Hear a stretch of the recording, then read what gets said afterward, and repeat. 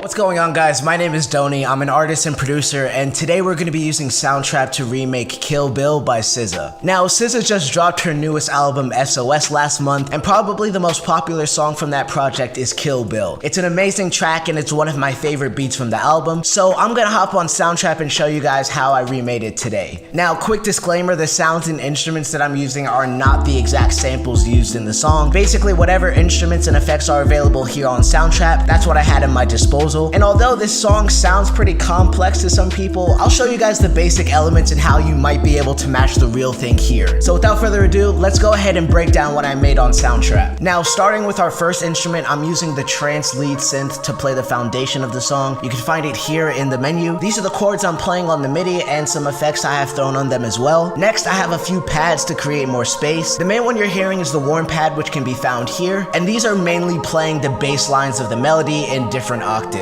Nothing too fancy with those. As you can see, there's a bunch of synths layered over each other to create the overall atmosphere, but they're all pretty much playing the same thing in slightly different variations. Next up is our main melody, and similar to those other synths, I have a few stacked up here to create what you're hearing now. The main one though is the Regal Ice synth. You can find it here in the library. These are the notes that all the synths are playing for the melody. The only difference between them are the effects and stuff like that. Now let's move on to the drums, one of my favorite parts of the track. I'm using the Soft Blanket kit, which you can find here in the menu. Here's what I'm playing looks like on the piano roll, and here's what it looks like using a drum pad. To try and match the drums on the actual song, I use some compression and filters to give it that lo-fi sound. And finally, for our main instruments, we have our bass, another one of my favorite parts of the record. The main instrument I'm using here is the Paul 60s bass, one of the electrics here in the library. These are the notes I drew out on the piano roll and some of the effects I threw on here. And I also used an extra sub bass to hit more of that low end and fill up the space as well. But wait, that's not it. We also have this electric guitar that plays during the chorus, and to match that, I use the clean rhythm guitar that's found here in the menu. These are the notes that I have here on my piano roll, and these are the effects that I have on my guitar. And finally, we have our vocals from none other than SZA. I just grabbed an acapella off of YouTube for this remake, but there's a ton of different websites available where you can extract cleaner vocals from a song, and effects-wise, these are mostly untouched. Now that we have all those laid out, let's see how everything sounds all together.